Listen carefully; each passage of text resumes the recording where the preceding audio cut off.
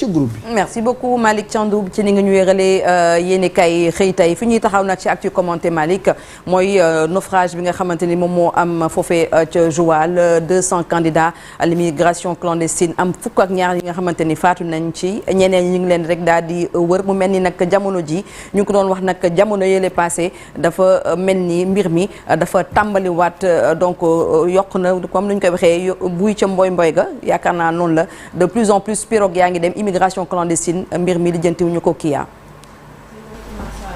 Dieynaba et c'est vraiment déplorable lu nekk loo xamante ne lu ñuy méttilu la lu ñuy naqarlu la ndax ak fi réew mi toll dafa nekk loo xamante ne dañ ko war a naqarlu méttitlu ko c'est déplorable en termes de chiffres les chiffres sont alarmants déjà rien que 2024 ñu ngi wax ci lu toll ci au moins 150 corps yu ñu repêché ci li nga xamante ne moom mooy wàllum immigration clandestine bi ay naufrage yoo xamante ne am na bu ñu sukkandikoo ci article bu Nouvelle Tribune moom aussi wax 11 000 sénégalais yoo xamante ne ont tenté de quitter li nga xamante ne mooy territoire sénégalais pour rejoindre li nga xamante ne moom mooy Europe te loolu soxna Dieynaba dafa nekk des chiffres yoo xamante ne war na tiital ku nekk war na tiital chef de famille war na tiital ñi nga xamante ne ñoom ñoo ŋànk réew mi mais aussi war na tiital ñi nga xamante ne ñoom ñoo jiital réew mi parce que ñiy dem nekkul n'importe qui ñoom ñooy dem des jeunes ñooy dem et léegi li ñuy gën a seetlu ci immigration clandestine bi moom mooy léegi même des femmes dañuy dugg ci li nga xamante ne moom mooy gaal gi di dem ci li nga xamante ne moom mooy ci waaxu yeneen dëkk yi ba ci ay doom ay xale yoo xamante ne ñu ngi leen di gàddu la yóbbu man je me demande des fois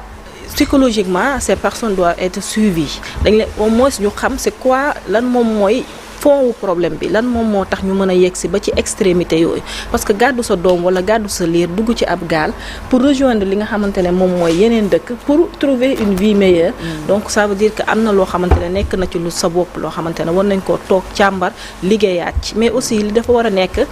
lu ñi nga xamante ne moom ñoo ŋànk réew mi war a jóg parce que ñii di dem c'est l'avenir de demain c'est l'avenir du Sénégal c'est des jeunes des hommes et des femmes yoo xamante ne ñoom ñooy quitter le Sénégal pour aller vers d'autres pays keroog ñu ngi wax li nga xamante ne moom mooy l'immigration ci wàllum ñi nga xamante ne ñoom ñoo jógee ci réew mi dem ci yeneen dëkk ci wàllum médecin yi ñi nga xamante ne dañuy am seeni diplôme fii ci réew mi jógee ci dem ci yeneen réew pour mën a exercer ci li nga xamante ne moom mooy seen métier parce que buñ tollee Sénégal ba foo xamante ne des médecins chômeurs ñoo xamante ne dañuy obligé jóge ci réew mi dem ci yeneen dëkk pour exercer li nga xamante ne moom mooy seen métier c'est quand même grave mais soxna Dieynaba loo gis yaakaar daf cee baax jeunes yi yaakaar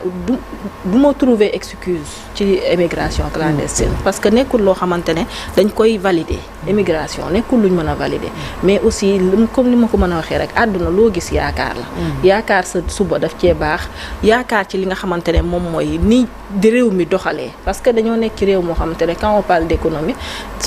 tonton Souleymane mu ngi fi quand on parle de chiffres aussi da ngay tiit on parle de ci ay mission FMI yoo xamante ne ñëw fi dem yi nga xamante ne moom mooy discours ñi nga xamante ne ñoom ñoo yor réew mi quand le président de la République dit que réew mi amatul marge de manœuvre premier ministre ñëw fii ñu ngi ci ñu ngi ci 4e sous-sol ak 5e sous-sol dafa nekk des discours yoo xamante ne dafay tiital nit mais loolu warut mën a motiver li nga xamante ne moom mooy immigration clandestine parce que dafa am conséquences yu bari rien que ci li nga xamante ne moom mooy wàllum pêche bi pratiquement ñi nga xamante ne ñoom ñoo nekk ci Petite Côte bi yëpp ils ont tenté d'aller vers d'autres pays te loolu dafay nekk loo xamante ne dafay impacter suñu pêche locale bi mais en plus de ça aussi traumatisme nga dem nga ñàkk a dem traumatisme la parce que géej amul bànqaas comme ni ñu koy waxee imagine nga traverser li nga xamante ne c'est la mer nga traverser la mer pendant des jours nga yegg bu nekkee ab saalum bu mel ne man bras de mer la xam nga bëgg a songu géej gi pendant des jours soxna Dieynaba nañ nekk loo xamante ne dañ ci trouver des solutions mais pas ay solutions discours kese buur bi fa jiyee ji amee président de la République moom nag fa danañ yoole teg na benn numéro vert fan la mujj gi ñëwee il faut des bilans bu dara amee buñ ci tegee ay jéego nañ toog à la fin de la journée ou bien à la fin de l'année ñu ngi ci fin d'année ñu wax ñu ci li nga xamante ne moom mooy bilan lan moo ci am lan lañ war a réajuster lan lañ ci war a yokk yaakaar naa ne loolu bu amee et puis ñuy sensibiliser du doy sànq wax nga ko nga ne am na benn temps bu mu nekkee pause yëgu parce que dafa am yoo xam te ne yëguñu ko nekkul yëpp la ñuy yëg mais yaakaaruma ne arrêté na parce que d'habitude bu sedd bi ñëwaan dañ naan sedd bi bu ñëwaan duñ daan mais xoolal ñu ngi ci place sedd et terewul yi nga xamante ne ñoom ñooy jeunes yi ñu ngi braver la mer pour aller trouver de meilleures conditions ailleurs et yaakaar naa ne ñuy jiite réew mi war nañ cee xoolaat. Merci beaucoup Kia. Donc on dit un petit coucou à Souleymane Niang et puis on lui donne la parole rapidement pour as-tu commenté. Bonjour Souleymane na nga def maa ngi fi rek sant yàlla maa ngi lay nuyu bu baax a baax nuyu El Hadj Malick soxna Kia nuyu Chérif toute l'équipe technique ak suñu mbokk téléspectateurs yi waaw ci yaakaar naa Kia wax na wax ji yëpp xëj na liñ ci mën a yokk moom mooy ñaari laaj benn laaj bi moom mooy le choix de la période parce que quand même mois de décembre géej gi day sedd et je veux dire conditions yi nekk ci géej bi aussi day tar lool et c'est tout à fait naturel beneen question bi moom mooy les centres disparus bu ngeen fàttaliku en septembre 2024 bi drame bi mel ni amee au large de Mbour bilan bi ça a évolué au fil des jours parce que géej bi da doon rejeter les corps on s'était finalement retrouvé aux alentours de 39 si je me rappelle bien victimes mais bilan bi mu ngi commencé woon 26 quelque chose comme ça espérons que voilà mu am yàlla def tawfeex mu am ñi nga xam ne am ñu si ñoom nouvelle en tout cas bu dul ñoom ñëpp tamit li si gën a bëri yàlla def sutura ñu feeñ fenn foo xam ne ci seen jàmm ak seen teey bakkan ne ñu nekk mais quand même une pirogue de plus de 100 personnes ñenn ñi naan sax presque 200 ñu retrouver que 12 corps et 31 rescapés ana ñeneen ñi c'est ça la question après li si des si yaakaar naa kii yaa wax na lépp mooy le dispositif qui a été mis en place pour empêcher les départs yaakaar naa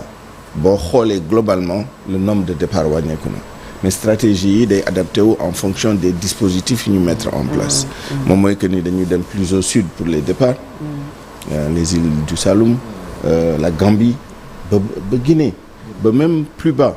ñu ngi fay jógee di daje foofu di jël ay gaal di dem di contourner les dispositifs di dem plus haut en mer pour éviter justement surveillance yi nga xam ne état yi ñu ngi koy mettre en place loolu yëpp tamit base bi rek moom mooy étudier lan moo waral nit ñi malgré les dangers malgré les dispositifs malgré les politiques qui sont mises en place pour favoriser nit ñi toog muy continuer di am ay départ avec des femmes avec des enfants dans des conditions extrêmement périlleuses loolu yëpp ay questions la yoo xam ne kenn mënul wax ni yoon réponse yi mais ce sont des questions yoo xam ne war nañ ko laaj jéem a indi ay tontu yu leer ci loolu. Merci beaucoup Souleymane Malick. waaw xam nga c'est un drame pratiquement sans fin ndax bañ ci dalee wax ak léegi yàgg na terewul yëf yi mi ngi continuer di am bu ñu xoolee rek ONG espagnol bi nga xam ne moo di Caminda Frontera waxoon na ni ci diirub juróomi weer ràññee woon nañu ci plus de 5000 personnes yu nga xam ne ñàkk nañu seen bakkan alors Sénégal ñi ngi waxaat 12 morts ci pirogue bu nga xam ne 200 personnes la defoon plus de 100 disparus donc le bilan va s'alourdir malheureusement ñi ngi doon xalaat Mauritanie yaa ngi gis la fa xewoon 69 morts yi ñuy for nit ñi ci plage yi di leen suul loolu yëpp dafay wone ni rek nos gouvernants ont échoué ci li nga xam ni moom la ñuy wax la politique de l'emploi des jeunes régime yi fi jaar yëpp sans exception ñoom ñëpp c'est le fruit de leur échec moom moo continuer di am ni parce que bu fekkoon ne ndaw ñi am nañu lu ñu jàpp am nañu yaakaar ci réew mi du ñu jël risque di braver la mer surtout période bi nga xam ne la mer est agitée ba pare sedd na guy ñu ciy dem loolu xam nga ni désespoir mënu ko dépasser maanaam amatuloo yaakaar ci sa réew régime bu bees bi tamit am na yaakaar bu nga xam ne ndaw ñi amoon nañ ko ci ñoom te même ci campagne bi président Bassirou Diomaye Diakhar Faye doon na wax ni ndaw yi nañu am yaakaar te toog ci réew mi ku si mel ni Ousmane Sonko moom tamit ñu ngi fàttaliku appel bi nga xam ne defoon na ko ba toog sax ci wetu pirogue yi xamal xale yi ni bu kenn dem toog leen li nga xam ne moom la gëm moo di ni l'Afrique moom mooy espoiru àdduna kon nañu toog ci réew mi ñu ànd liggéeyandoo réew mi mais bu fekkee ni dem nañu ba benn diir contexte économique économique bi di gën a metti ndaw ñi di gën a am ay jafe-jafe réew mi di gën a tar liggéey pratiquement amatul ñu bëri perte d'emploi yi bëri na entreprise yu bëri actuellement nii pratiquement ils ont jeté la clé au paillasson ñenn ñi ñi ngi wàññi seen ay liggéeykat ñenn ñi ñi ngi am jafe-jafe pour fay ay salaire dëkk bi pratiquement le secteur des BTP yow mi nga xam ne yaa ngi ciy yëngu xam nga li ci xew ak le nombre de chômeurs yi nga xam ne tey jii ñoom ñoo toog fasteetuñu xànc ak morom ma parce que chantier yu bëri taxaw na ñi nga xam ñooy marchands ambulants yi lañ doon fortaatu ñi ngi leen di bundu xataal di leen dàq et cetera donc ça fait trop yaa ngi gis taximan yi ñoom tamit ñi ngi commencé di casse parce que nañ leen seen secteur il y a une concurrence déloyale ñoom ñi ngi fay seen li ñu war a fay ñëpp ñu fayul comme man jël seen taxi indi ko donc loolu yëpp boo ko boolee c'est un cocktail de désespoir qui est là nit ñi amatuñu yaakaar moo tax ñuy daw di wuti lu gën te nag ponkal magum jëm di yeewu ci kër war a faj buumu gàcce gis sa yaay muy këpp cin booy jël géej gi doo ko tey nañu xalaataat bu baax ndaw ñi ci wàllu xëy yi jàppale leen parce que bu fekkee ni désespoir am na rek lu mel nii lay jur quoi. Merci beaucoup Malick. Chérif.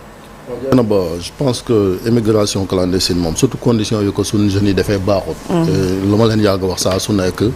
xaru la liñ gis nii xaru la parce que conditions climatiques yi ne sont pas réunies nga jël gaal goo xamante ni li naan géej amul banqaas jamonoy sedd bi nga cay dem rien ne peut le justifier. li ci gën a doy waar nag Malick wax na ko ak ñoom Souleymane ak Kia mooy l'indifférence bi nemmeek indifférence boobu mi ngi tàmbalee ci njiit yi. parce que depuis 48 heures la mbir yi am on nous dit que am na ñoo xamante ni ils sont portés disparus maa ngi xool ci plateforme président de la république yi waxu ci premier ministre bi waxu ci on a plus parlé ces 48 heures du siège d'une coalition politique qui est là que affaire bi nga xamante ni quand même c'est dramatique c'est 12 morts c'est énorme ak ñi nga xamante ni quand même disparaître na rek maa li wax nañu ko parce que chaque fois régime yi fi passé bu daan am dañu doon wax ni booy dañoo amul yaakaar moo tax mais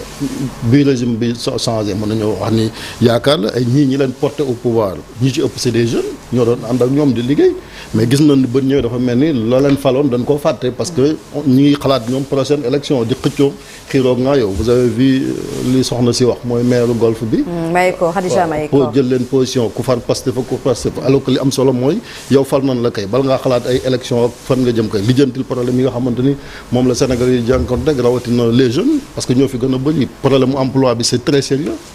yaa ngi ni buñ la laajoon xëy na sax kuy ministre de l'emploi yoo xamoo ko ajaanama donc muy problème yoo xamante ni wax dëgg yàlla am ñi ngi fi ne këtt na jonn yu ñu war a régler au lieu que chaque fois éternel recommencement ci coowal politique mën dañaan parce que politique moo tax nga ñëw pouvoir mais boo xasee ba ñëw nag xam li tax ñu fal la ak urgence yi nga xamante ni moo ne këtt na jonn sénégalais di la ci xaar ci leen war a gën a góorgóorlu que ces débats là ay taax moo xamante ni def nañ fa photo président ak yu ne mais loolu c'est pas ça qui est intéressant ce qui est intéressant c'est vraiment de régler le problème parce que c'est une honte quand même ñu toll fi nga xamante ni Sénégal chaque jour nos jeunes périssent en mer dans ces conditions.